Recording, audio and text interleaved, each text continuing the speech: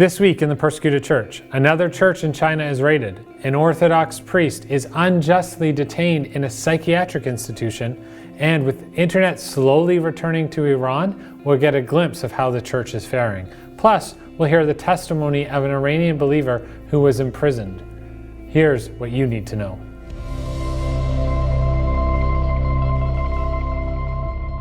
Welcome back to Open Doors Canada's channel. I'm Andrew.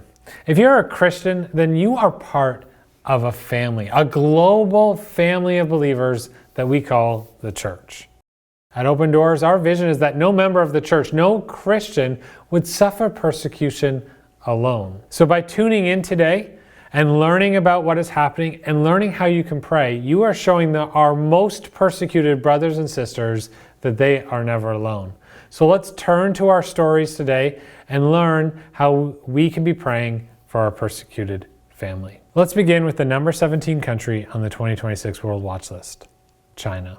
Now, Christians in China are a threat to the Communist Party, and so there's becoming more surveillance and more restrictions on the church, including anyone under 18 years old are not allowed to go to registered churches. Registered churches are required to have CCTV cameras, and their sermons have to be looked over before they're preached. And so if you don't want to be under those registrations, you have to be part of an underground house church. And that's where our story comes in today. On April 12th, the local police raided Century New City Church in Kunming during the Sunday morning service. This church is just a small fellowship of about 30 believers. During the raid, authorities detained Yu Shaolin, who is the preacher, and two other believers, Li Qin and Lu Ping, and they've been arrested and detained. They are still in detention.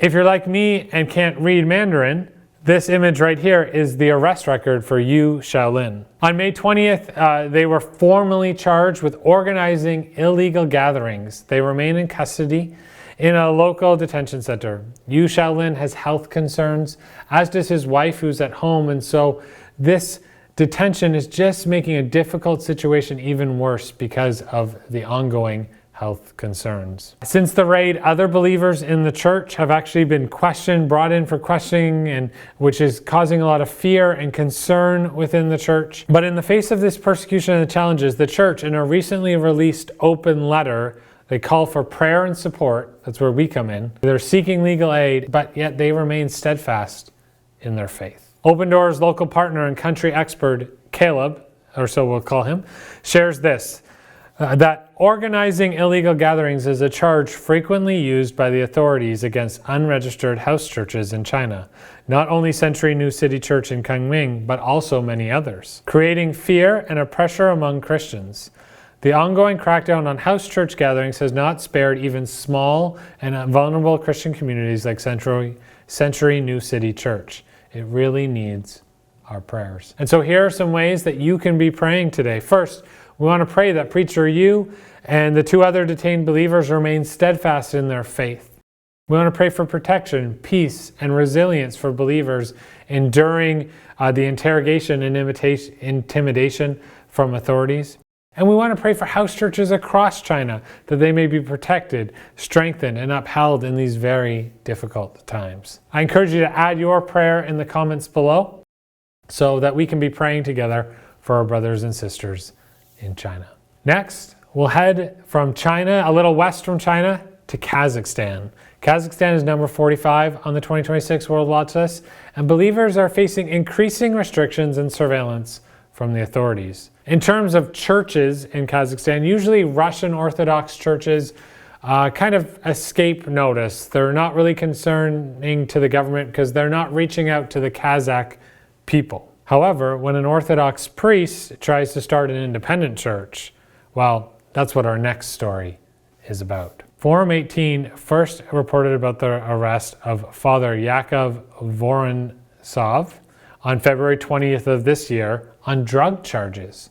Now, charges that Father Yakov and his supporters are fabricated. Instead, his lawyer actually believes this case is, and I quote, a result of his wanting to register an independent Orthodox parish and of his criticism of Russia's war against Ukraine. Pastor Yakov leads a newly created independent Orthodox parish, and authorities have denied their registration applications. Father Yakov wrote in a letter from prison, and he says this: "I imagine that the drugs were planted with the aim of sorting me out and discrediting me. The whole world knows my choice of the gospel, not of the Russian world, peace and not war, freedom of conscience and not submission to evil, clothed in episcopal robes." On May 26, Kaztag reported that Father Yakov was sent to a psychiatric institution despite an appeal by his lawyer. This appears to be a violation of a number of legal provisions. And so we need to be praying for Father Volkov as he seeks to follow Jesus in Kazakhstan. So I encourage you to pray for justice and truth to prevail in this situation. And if you're looking for other prisoners and captives that you can be praying for, then I encourage you to check out One With Them, a Day for Christian Captives. Every June, we take time apart to focus on Christians who are being imprisoned or held captive for their faith in Jesus. And so if you go to onewiththem.ca, link in the description, we have a toolkit for churches that you can take time to pray in your services, but we also have prayer postcards that you could use in your private devotions to be praying for different prisoners who are being held for their faith in Jesus. So I do encourage you to check out the link in the description. Thank you for your prayers. The next area we want to talk about has been in the news a lot: Iran. Now, if you have been reading any website, you know that there's a lot happening in Iran right now. But before any of recent events, before the war, Iran was already ranked number 10 on the 2026 World Watch List. It's because it's very difficult for Christians there. It's illegal to hold church services in the majority language of Farsi or own a Bible. And many Christians are arrested and imprisoned because they start developing house churches. With the war, the situation for Christians is just being exasperated. Christians are associated with the West, and so they're automatically associated with the war and the US and Israel attacking Iran. And so they're mistreated, more pressure is put on them because of that. And so with that, we've seen a lot of stuff happening in Iran to all people of Iran, including an internet blackout. For months, the internet has been blacked out, but just recently, that internet is slowly returning to Iran. With limited access slowly returning, many Iranians are re-entering the digital space with caution. Not sure whether this means that there's more surveillance from the government. They don't really know what's happening. They also don't know how long it's going to last, but with potential new surveillance and new systems of online control to monitor citizens than before, the situation still remains uncertain. For Iranian Christian converts and underground house churches, reinstated internet access comes as a golden and awaited opportunity to connect with other Christians outside their borders. During the blackout, believers were cut off from pastors abroad, online worship services, Bible teaching, and discipleship courses. Many ministry workers reported losing almost all communication with local believers inside the country. Now, with the blackout ending, here's what some Christians in the country had to say. And all the names I'm going to give you for the remaining Iranian believers, they're all changed for security reasons. Rahab, an Iranian Christian woman, described the emotional impact of reconnecting with the outside world after long months of restricted access. She says, "It is a joy. Last night I could find and watch a sermon in my Farsi language through social media. I feel I am revitalized. Now I can get hold of other believers and know what's going on with my brothers and sisters." Afshin, an Iranian church leader, described the emotional devastation many people experienced during the shutdown and unrest earlier this year. The mass killing of people in January and the internet blackout brought a huge wave of depression. But according to him, the blackouts intensified a sense of national isolation. Families lost communication with loved ones, communities became disconnected, and many believers were cut off from their spiritual support and fellowship. Now, with limited internet access gradually returning, Christians are able to reconnect with those ministries. However, they still need wisdom and must exercise with utmost caution. Security awareness when attempting to reconnect with brothers and sisters inside the country is vital to not put anyone else at danger or risk. Additionally, Ashvin says that removing the restrictions of online access cannot heal the deeper pain affecting the nation.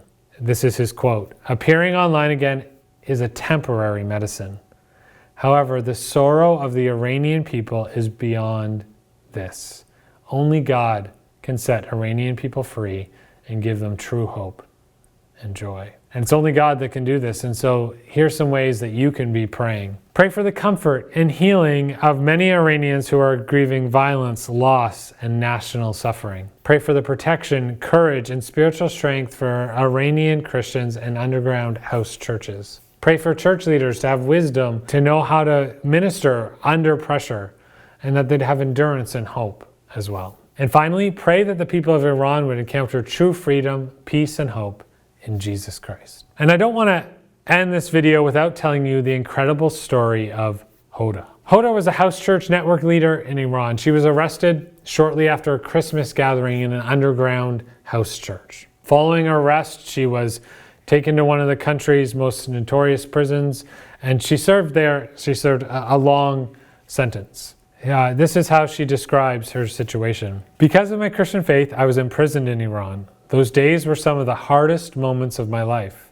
I was placed in solitary confinement, isolated from the world, carrying the heavy weight of uncertainty every single day. The authorities had gathered many accusations and documents against me, and the pressure was intense. At times, I truly believed that this could be the end of my life. But God was not finished with Hoda yet." She continues, "But it was in that very place, in weakness, silence, and suffering, that I encountered God in a deeper way than ever before." She discovered that God is not only with her in moments of victory, He's also with her in prison cells, in tears, in uncertainty, and in suffering. And this is the testimony of the persecuted church over and over and over again, that God is with you even in persecution. This is what Hoda says: "The presence of God became very real to me in a way that I had never experienced before. When everything around me was shaking, He remained faithful and unshaken. One Bible verse became like a fire in my heart while I was in that cell, and it was 2 Timothy 1:7, "For God has not given me a spirit of fear." This verse became more than just scripture to her. It became a breath of life in the most difficult moments of Hoda's journey. "God gave me strength when I had none left, strength to endure another day, strength to pray when I was broken, and strength to keep believing when circumstances looked impossible." One of the many miracles that Hoda experienced when she was in prison was that God kept her heart soft, even when hatred could have taken control and hardened her heart. She says this: "God taught me and grew my love for Him, my love for people, and even compassion in those difficult places." Now, Hoda was released, and eventually she had to flee the country due to extreme oppression. The current reality today is that there are many Christians still being imprisoned in Iran, waiting for unjust sentences. And even though Iran is going through a very difficult period politically, this hasn't stopped authorities from cracking down on the church and arresting believers and keeping Christian converts from living out their faith in Jesus. So let us lift them together in prayer, asking for strength, justice, and for miracles, similar to those that Hoda experienced while she was being imprisoned. Even amidst the difficult stories of persecution that we're hearing, God is at work. And friends, that is good news. At Open Doors, we know that the persecuted church can be one of the most hope-filled places on the planet. It's a place where light breaks through the darkness, where faith overcomes fear, where grace reigns over suffering, and in some of the most unlikely circumstances, courage is born. And it can be this way because God is working through your prayers to strengthen believers in the most persecuted places. And so thank you so much for praying. And I encourage you, add your prayer to the chat below And if you like this video, found it informative, make sure to click the like button, subscribe so you catch the next one, and share it with someone else so more people can be praying for our persecuted family. We'll see you next time.